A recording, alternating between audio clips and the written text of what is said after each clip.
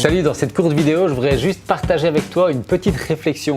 Une réflexion qui nous vient d'un article de Viviane Kuhn qui avait participé à un carnaval d'articles sur notre blog sur le thème des croyances, des pensées limitantes. En fait, elle avait trouvé comme solution pour dépasser ces pensées limitantes, finalement, de faire appel à notre intuition. Et dans le cadre de cet article, il y a une réflexion dedans, moi, qui m'a marqué et que je me suis dit c'est intéressant de le partager avec l'audience TDAH ici.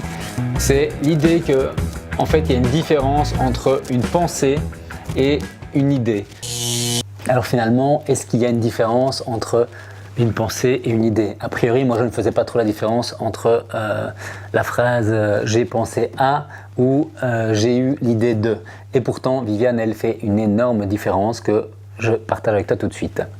Alors commençons par ce qui est des pensées. Les pensées, ça naît du domaine du mental.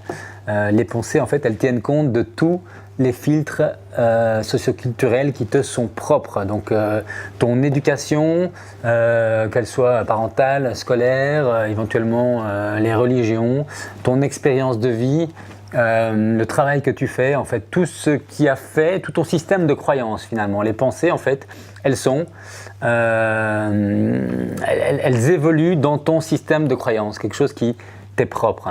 Donc tes pensées, elles analysent toutes ces informations, finalement, elles tiennent compte de tous ces filtres culturels, elles pèsent le pour et le contre, et puis il y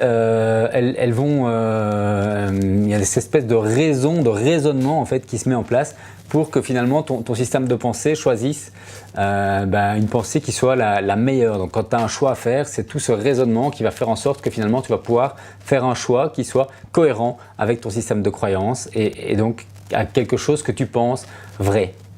De l'autre côté, il y a les idées. Alors les idées, ça ne fonctionne pas du tout de la même manière parce que les idées, finalement, elles ne tiennent pas toutes compte de ton système de croyances. Tu as parfois des idées qui peuvent paraître saugrenues par rapport à ce que tu vis ou ce que tu as vécu ou la manière dont tu t'es construit. Les idées, tu les reçois de manière plus directe, comme si finalement tu les reçois, donc comme si finalement tu les recevais par quelque chose qui est supérieur à toi, quelque chose qui te dépasse, quelque chose qui est plus grand que toi.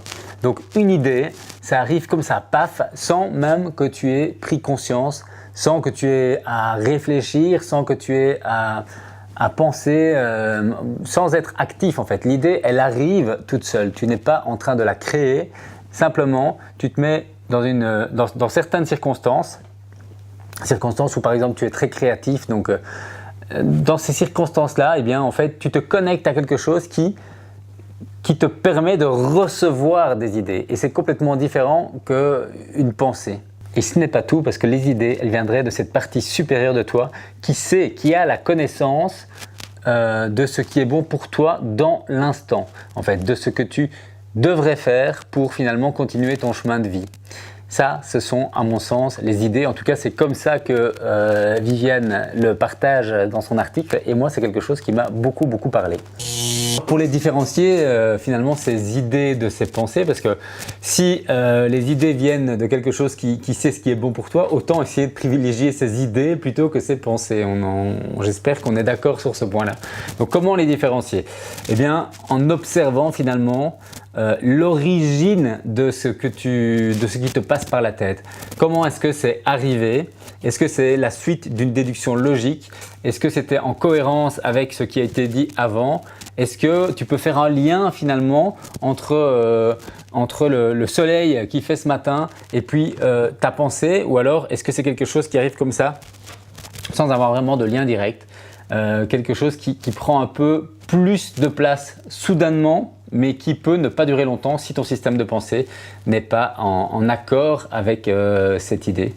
C'est ce qui fait que parfois on a du mal à évoluer dans la vie aussi, c'est que nos idées sont mises ou peuvent être mises de côté et donc voilà, donc être finalement très attentif, mieux se connaître, apprendre à se connaître et observer ce que l'on vit. Donc l'attention est toujours là au centre de cette discussion, de ce discours pour finalement différencier les idées et les pensées.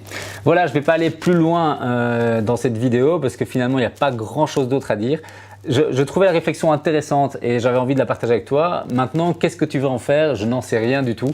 Moi, je sais que par exemple des bonnes idées, je les ai quand j'arrive à mixer en fait des moments qui soient agréables pour moi. Quand j'alterne des périodes de travail, de réflexion en fait et des périodes de bien-être, quand ces moments sont courts et en alternance, c'est là que naissent, je pense, mes meilleures idées. En fait, donc la connexion finalement à tes idées, elle peut peut-être se faire quand tu es en connexion avec ton toi profond, quand tu réponds à la demande de, on va dire finalement, ton enfant intérieur. Voilà, j'espère que cette vidéo t'a intéressé. N'hésite pas à t'abonner si ce n'est pas encore fait. Et puis surtout, tu peux télécharger le tout nouveau bonus sur le blog positif-et-proactif.com en cliquant sur le lien juste ci-dessous. Et puis si tu veux mettre quelque chose dans les commentaires par rapport à cette vidéo, surtout n'hésite pas, ça me fera plaisir de te répondre. À très bientôt pour une nouvelle vidéo.